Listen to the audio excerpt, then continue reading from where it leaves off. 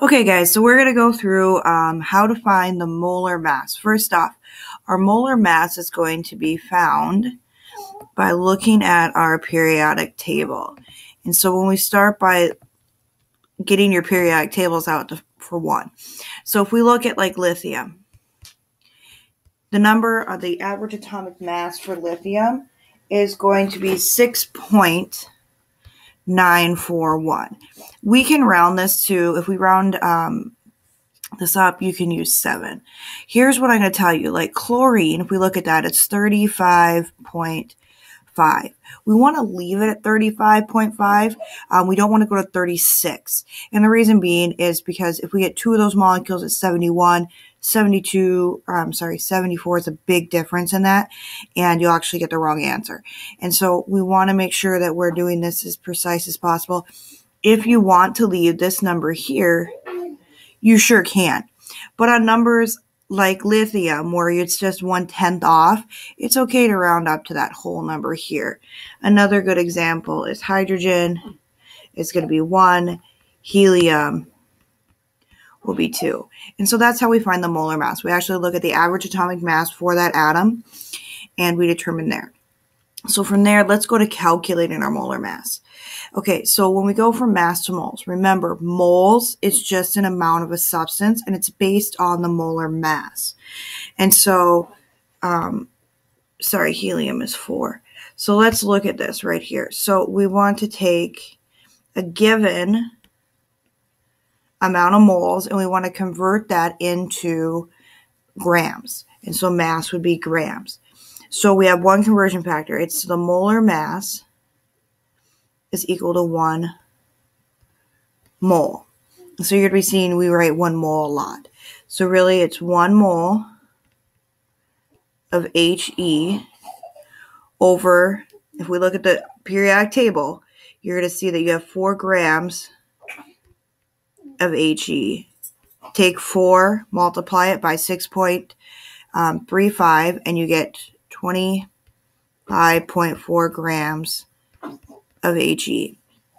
Do the same thing for titanium. So again, we want to use this conversion factor right here. So we use 1 mole on the bottom, and again, we're just canceling out those labels with that 1 mole.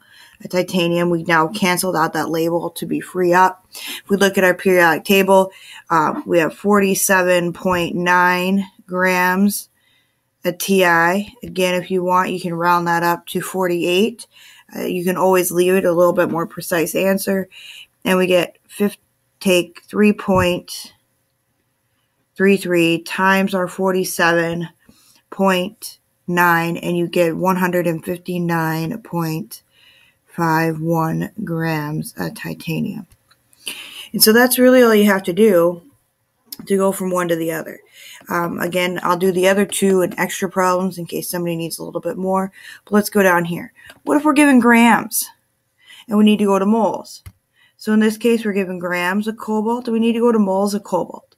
So we want to start off with our grams of cobalt, which would be our 6.45 grams of CO. We have to put, remember, it's 1 mole is equal to the molar mass. And so because we have grams here, grams, the label has to go down here. So we need grams of CO, which would be equal to 1 mole of CO. We look at our periodic table, and we see that for cobalt, it's 58.9. I'm just leaving everything in the 10 spot. So we take that. We've now canceled out our labels here. We multiply the top, 6.45 times 1, divide it by the bottom, which is divided by 58.9, and you get 0.110 moles of cobalt. And some of you are asking, why did I put it 0.110? I just used 3 significant digits. The problem was in 3 significant digits, so I did mine. All right. So again, we're going to go from grams to moles. And so we want to start here with 6.78 grams of Kr, and we want to go 1 mole of Kr on top. We want to put the molar mass on the bottom, so grams of Kr. We're going to look at our periodic table. When we look at our periodic table, we have 83.8 grams of Kr. And so now we want to just take the top, multiply it, divide it by the bottom, and you get 0.081 moles of Kr. Okay, so this is part 1 of this. I'm sorry I had to cut it a little bit short, but my video only runs for so long, so you're going to have to watch part 2 to convert to practice problems.